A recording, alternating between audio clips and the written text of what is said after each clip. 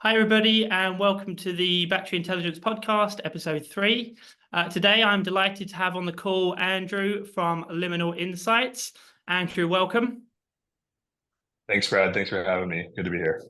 Andrew, we would love to hear, I know that you've just come back from the battery show in Europe and you have a pretty tight schedule, so we really appreciate you coming on the call. But we would love to hear about your background, about the Liminal mission and everything that's going on right now, both from a technical perspective and then also around the EchoStat and what you've got going from a product perspective. So perhaps you want to give us an introduction. All right. That's a huge first half, but hopefully we can take it in pieces and you can remind me to pick up if I leave something off. So starting with myself, so I'm I'm a chemical and materials science engineer by training. So did my actually my undergrad, master's, and PhD in that. So you can tell probably just from that pretty technical in training. But after I did my PhD, I moved into a postdoctoral research position in mechanical engineering.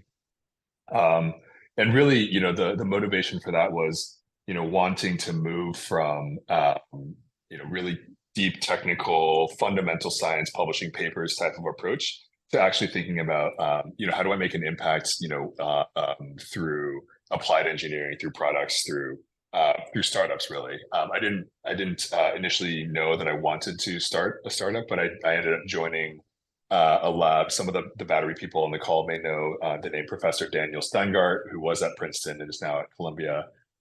So I joined his lab in 2014 as a postdoc, and that's sort of where the origin story of what ultimately became Liminal comes from.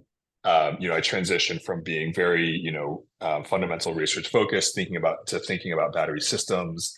And there was this idea that came around where that was actually funny enough, takes inspiration from a YouTube video. So if you take a Duracell AA alkaline battery and drop it on the table when it's fresh, it doesn't really bounce. But if you discharge it all the way and drop it on a table, it bounces a lot. And so that got, our professor thinking and got the rest of us thinking, okay, well, all that really happened was electrons went out, one side went back in, the other side, there's some chemical reactions that happen on the inside, and that changes the mechanical properties. That's super interesting. And so that led us to the idea of, hey, how do we use mechanical methods to probe the physical condition, to probe the state of the battery cell? And in particular, we were really focused on sustainability and batteries for, clean vehicles and the clean grid. And so we started thinking about how do we apply that to lithium ion battery cells and some of the next generation of batteries that are going to be going into vehicles and into the grid. We started the company we had a soft start end of 2015, but really full-time started May 2016. And so, really spent the first few years doing the research and the exploration that we needed to do to really understand from a technology standpoint what was possible with ultrasound and batteries, and also, and critically from a customer standpoint, where in the market did we want to focus? And, within 6 to 9 months of starting the company, we really focused in on battery cell manufacturing as the area where not a lot of people were talking about it back in 2016, 2017, but there were a lot of quality manufacturing, production scale up challenges that really could be solved with better data and better analytics to both, inspect cells during the cell manufacturing process, but then especially to help inform plant managers and battery manufacturers and their customers, like give them better insights into battery cell quality so that they can make better decisions about, again, their products that they're manufacturing and the businesses that they're running. Okay, really interesting, and thank you for the detail, Andrew. I would love to understand, I guess, a little bit more around EchoStat. Perhaps you can tell us a bit more about that. Yeah. So, zooming in on the actual technology that we use. So EchoStat is our technology platform that combines ultrasound inspection with machine learning analytics. It's a very simple statement that can, and the concept can be applied to a lot of different areas in battery cell manufacturing. We're really focused right now on at least what we call self-finishing. Some people call it formation and aging. It's basically the series of process steps from electrolyte fill through saturation, formation, aging, and end-of-line QC. So the way that the technology works very fundamentally is you shoot ultrasound pulses in from one side of the battery. You use another set of sensors to measure the vibrational response on the other side of the battery.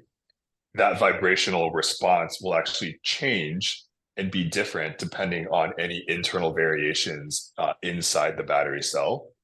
And it's those internal variations that we look for and the effect on the signal. And that's where the machine learning comes in. We can, as humans, say, oh, well, the strength of the signal is changing, or, maybe it took a little longer for the sound waves to go through the cell. There's some fairly intuitive things that humans can point to and say, okay, this is the thing that I should start to develop a prediction model around. But there's also a lot more subtle, in-depth, nuanced things that you can look for. And that's where the machine learning comes in. And so we have a team of data scientists and ML folks and people with various engineering backgrounds to really help take those signals, pull out and use kind of automated ways to pull out the meaningful metrics and correlate them to the outcomes that our customers need for process intelligence, for quality, for manufacturing intelligence, stuff like that. Wow, really interesting. And I'm intrigued to know how you came up with the idea. Was it through the YouTube video with the experiment? It probably differs depending on who you ask. Certainly the YouTube video spawned the initial idea. And, again, it wasn't my idea, it was our professors, but it spawned this idea of how do you use mechanical waves and vibrations to understand battery cells. There was an electrical engineering professor down the hall, quote unquote, that was doing ultrasound, research into ultrasound for medical applications, trying to develop better technologies for that. And so I think there was some origin story there where they, some conversations where, it's like, oh, maybe we could try this different frequency, because we were, you can't go around dropping lithium-ion batteries, but ultrasound is a mechanical method, high frequency, and if you do it right, you don't do any damage to the cell, and you can do that really, really quickly. So these are some things that were serendipitous just because of the environment that our academic origins put us in. Yeah, it makes sense. And I guess from a hiring perspective, there'll be quite a few data scientists and software engineers listening to this. What can they be studying, or what is an interesting background from your perspective? What would add value to the liminal journey as you guys grow? Any particular technology, or what would it be? So stepping back from any particular technology, one of the things that we really screen for at Liminal is a passion and really being driven by wanting to make a difference in sustainability and the future of the planet. And certainly because we're a startup, we also need to screen for people who may have technical training in one area, but really bring a level of creativity and proactiveness and almost intellectual athleticism or functional athleticism, where you might be a data scientist, but you can flex into software engineering if you need to, or if you happen to really enjoy being customer facing, you're willing to go out into the field and being kind of customer facing as we do deployments with our customers. So I think one of the great things from my perspective about Liminal is, because of the complexity of our solution, right? We have mechanical engineering, we have electrical engineering, we have signal processing, and data science, software engineering, machine learning engineering. all sorts of things from a technical perspective, manufacturing, engineering, I could keep going on and Yeah. on. The diversity of backgrounds that we need to bring to bear to make this solution, really impactful and really broadly impactful. You know, I wouldn't want to name just one or two. We can figure it out. If you're strong candidate, if you're strong at being creative with solutions, that's really what we look for. Yeah, makes sense. And then from a product perspective, I'd love to hear about challenges that you've had. I mean, it sounds like an amazing idea and concept and everything, but surely it's one thing having that idea and then another turning it into a product. So we'd love to hear a 100%. little bit about that. Yeah, for sure. I think ultimately the impact and the value of our solution is really in that the data bit. So that those signals that we generate and the insights that we're able to help customers draw from that, all that data science and ML stuff. That is all predicated on high quality hardware and electronics for generating the ultrasound signals in the first place. And again, you're combining a bunch of different fields together to do that. So when we made that transition from, frankly, the test bench, when it only has to work a few times, for a few hours, and then, you can spend a bunch of time troubleshooting in the lab. That's not the same thing as what you need in a production environment where you're measuring cells every 6 seconds or so, and it has to be reliable, nearly 100% uptime in OEE. That's a huge gap. And so there's a lot of challenges in designing the hardware that can be robust and reliable. Also the software so that all of your pipelines for handling the data are stable and can handle all the edge cases that might arise in production.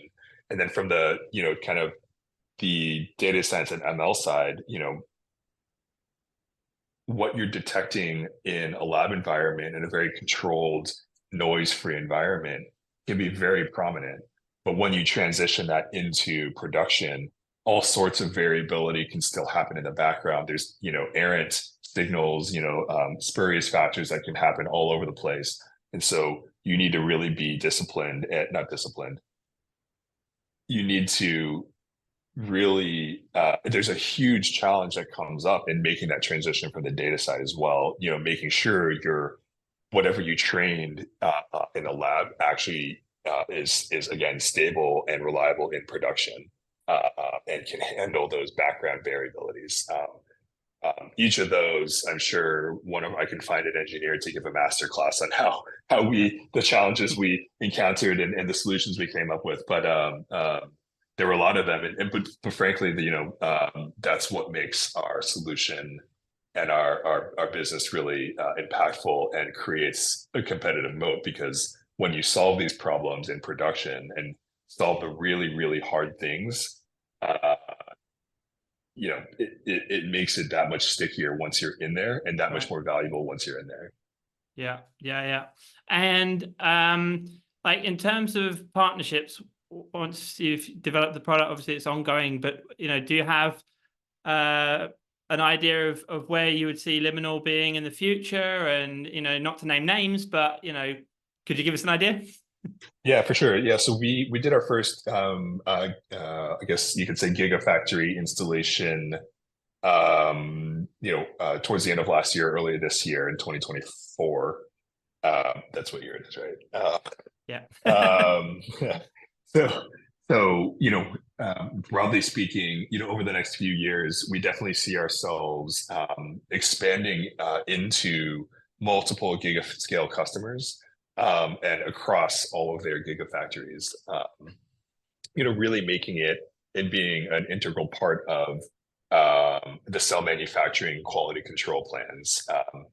As cell factories go up or trying to go up all over the place, one of the big challenges that customers are seeing is how hard it is, frankly, to go from your first production run to high enough yields and productivities where you're making a profit and reliably delivering quality products to your customers. A big gap is the data that people have and the signals that people have about the quality of their cells during production. There's all these great technologies for end of line, for in the lab, failure analysis labs, but actually inline inspection of really critical process variability and defects. That's the gap that we're trying to solve for, because right now it can take days, weeks, sometimes even months for customers to detect these really critical quality challenges. And if you can cut that in detection time and that feedback time, down to seconds, minutes, there's a lot that you can do to just scale up production yields more quickly. Also achieve higher yields, higher quality, but also you can make changes, necessary changes faster. When you make different product mixes changes or chemistry changes or material changes, you can be a lot more responsive to your customers as well if you're able to have better inline data about cell quality. Yeah, I mean, you're touching on a few really key pain points there that I hear quite a lot day in, day out, actually. So, yeah, that makes sense. And kind of leads me on to my question around the roadmap. Like, how does 2024 and 2025 and beyond look for Liminal? Yeah. So, as I mentioned, our focus for the next year and a half, so frankly, our focus from here on out is on our customers. As it has been, but really the next couple of years are critical for us to, go from that first gigafactory installation to really expanding across and really having establishing a strong installed base across our customers. And so that's really what we're focused on over the next couple of years, and that's going to take a lot of collaboration, both with our customers as well as with kind of a partnership ecosystem, right? We as Liminal are really focused on developing great inspection solutions, including the machine learning part. But our specialty isn't in, all the robotic systems around our inspection solutions, all the pick and place robots, all the conveyance systems, building the MES. That's not what we're good at. So it's really important for us to also partner with companies who do that well.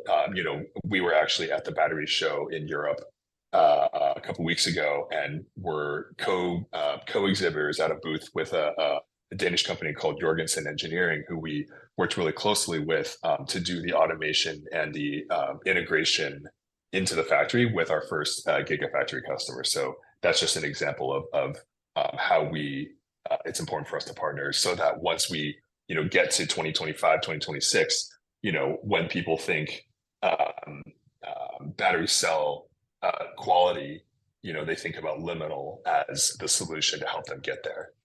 Right. And is Europe like a key market for you? Yeah, just curious around the sure. location and how you guys are mapping out those partnerships. Yeah, for sure. I mean, battery manufacturing is a global business for sure. There are certainly pockets of concentration, and Europe is one of them. So certainly we spend a lot of time thinking about and talking to and working with customers and partners in Europe. But obviously also, we're based in North America, so we try and hope to and are have some leads into customers in the US as well.